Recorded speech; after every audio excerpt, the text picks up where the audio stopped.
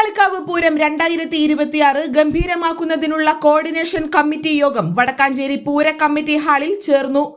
വർഷങ്ങൾക്ക് ശേഷം പകൽ വെടിക്കെട്ട് പുനരാരംഭിക്കാൻ യോഗത്തിൽ തീരുമാനമായി എന്നതാണ് പ്രധാന ആകർഷണം. Chief coordinator V Suresh Kumar അധ്യക്ഷത വഹിച്ചു. പൂരത്തിലെ പ്രധാന ചടങ്ങുകളായ പറപ്പുറപ്പാട് ദിവസത്തെ വെടിക്കെട്ട്, കൂട്ടിയെഴുന്നള്ളിപ്പ് എന്നിവ 3 ദേശ കമ്മിറ്റിക്കാരും സംയുക്തമായാണ് നടത്തുക. വടക്കാഞ്ചേരി ദേശത്തിന്റെ നേതൃത്വത്തിൽ പൂരം ദിവസം പകൽ 4:30-നും 5-നും ഇടയ്ക്ക് പകൽ വെടിക്കെട്ട് നടത്തും. സാമ്പിൾ വെടിക്കെട്ട് എങ്കക്കാട് ദേശവും പൂരം പുലർച്ചെ നടത്തുന്ന വെടിക്കെട്ട് കുമരനല്ലൂർ ദേശവും നടത്താൻ ധാരണയായി. 2026 ഫെബ്രുവരി 22 ഞായറാഴ്ച വൈകുന്നേരം 5 മണിക്ക് തൃപ്പങ്ങോട് പരമേശ്വര മാരാരുടെ നേതൃത്വത്തിൽ 100-ലധികം കലാകാരന്മാരെ അണിനിരത്തിക്കൊണ്ടുള്ള ആൽത്തറമേളം 3 ദേശങ്ങളും ചേർന്ന് നടത്തും. കൂടാതെ 3 ദേശക്കാരും 11 ആനകളെ വീതം എഴുന്നള്ളത്തിന് അണിനിരത്താനും തീരുമാനിച്ചു.